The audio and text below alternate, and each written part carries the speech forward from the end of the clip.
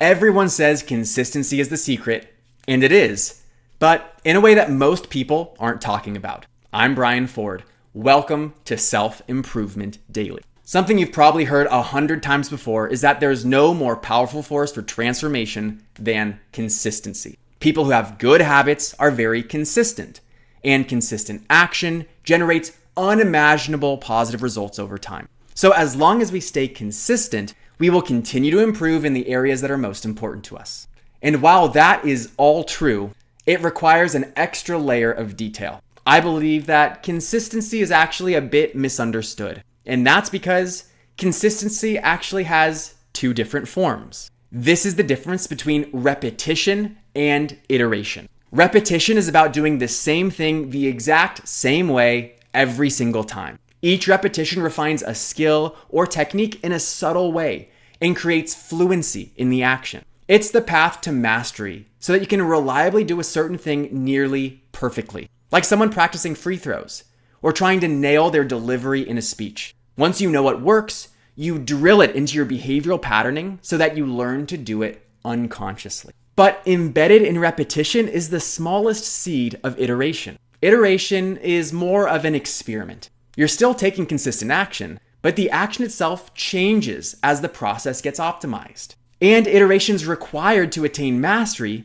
because it enables the tiniest adjustments that lead to 1% improvements in output. More often though, actions should be changed more significantly in order to generate progress toward a desired result. Most things in life are dynamic.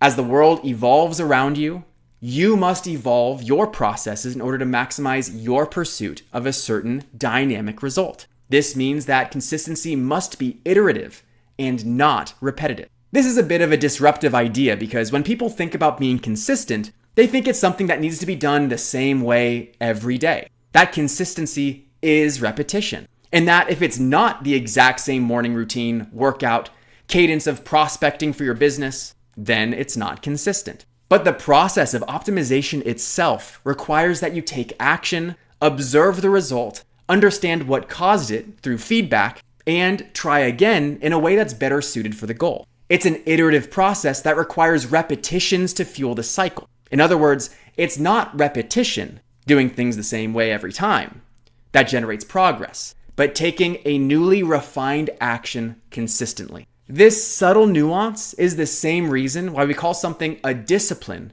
or a practice. The learning is never done.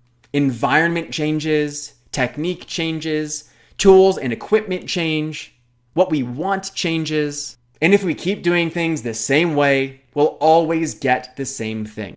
What we really want is improvement, so we cannot deny ourselves the opportunity to accelerate our growth because we're pursuing consistency too rigidly. I'm Brian Ford, and you grew today. Let's do it again tomorrow on Self-Improvement Daily.